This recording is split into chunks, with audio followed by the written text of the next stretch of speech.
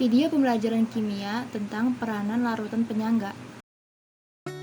Larutan penyangga atau biasa disebut larutan buffer merupakan larutan yang digunakan untuk menstabilkan pH saat terjadi penambahan asam, basa, atau garam.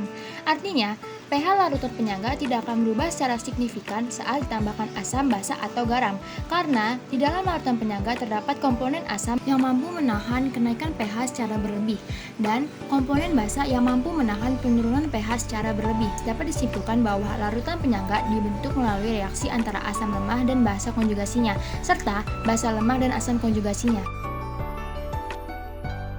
Berikut adalah macam-macam larutan penyangga.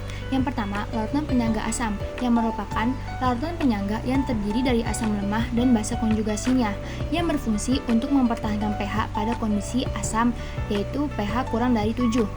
Adapun contoh larutan penyangga asam adalah campuran antara CH3COH dan CH3COONA. Larutan seperti ini dapat diperoleh dengan dua cara. Yang pertama, mencampurkan asam lemah dengan garam basa konjugasinya, dan yang kedua, mencampurkan suatu asam lemah dalam jumlah berlebih dengan suatu basa kuat sehingga bereaksi menghasilkan garam basa konjugasi dari asam lemah tersebut. Larutan penyangga basa merupakan larutan penyangga yang terdiri dari basa lemah dan asam konjugasinya. Larutan ini berfungsi untuk mempertahankan pH pada kondisi basa, pH lebih besar daripada 7. Contohnya itu ada campuran NH4OH dan NH4Cl. Larutan seperti ini dapat diperoleh dengan yang pertama, mencampurkan basa lemah dengan garam asam konjugasinya. Yang kedua, mencampurkan suatu basa lemah dalam jumlah berlebih dengan suatu asam kuat. Peranan larutan penyangga dalam bidang kesehatan.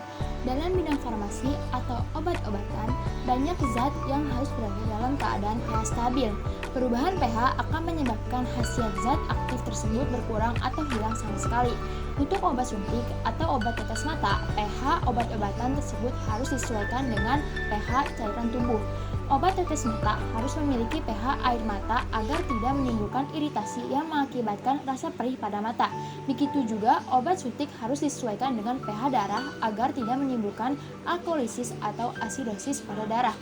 Larutan penyangga pada obat-obatan yaitu asam asetil salsilat yang merupakan komponen utama dari tablet aspirin yang merupakan obat penghilang rasa nyeri. Peranan larutan penyangga dalam tubuh manusia. Yang pertama, sistem larutan penyangga dalam sel. Contohnya adalah campuran asam lemah dihidrogen fosfat dan basa konjugasinya, yaitu monohidrogen fosfat. Yang kedua, sistem larutan penyangga dalam cairan antar sel.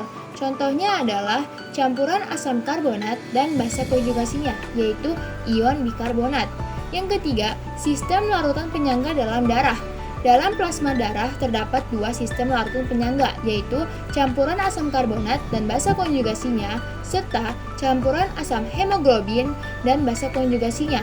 Sistem tersebut berfungsi untuk mengatur pH darah normal, yaitu 7,35 sampai 7,45. Jika pH darah kurang dari 7,35 disebut asidosis. Adapun jika pH darah lebih dari 7,45 disebut alkalisis. Kematian dapat terjadi jika pH darah kurang dari 7,0 atau lebih dari 7,8.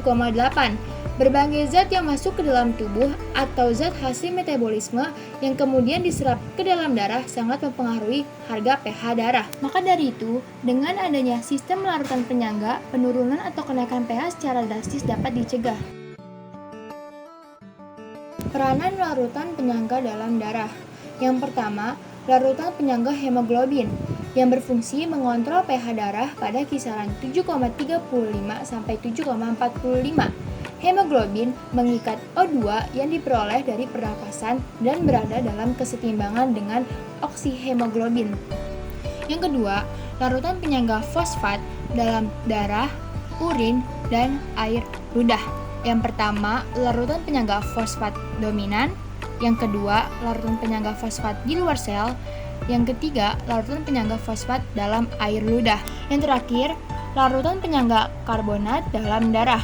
Larutan penyangga karbonat berada dalam darah dengan perbandingan H2CO3 banding HCO3 sekitar 1:20 untuk mempertahankan pH darah.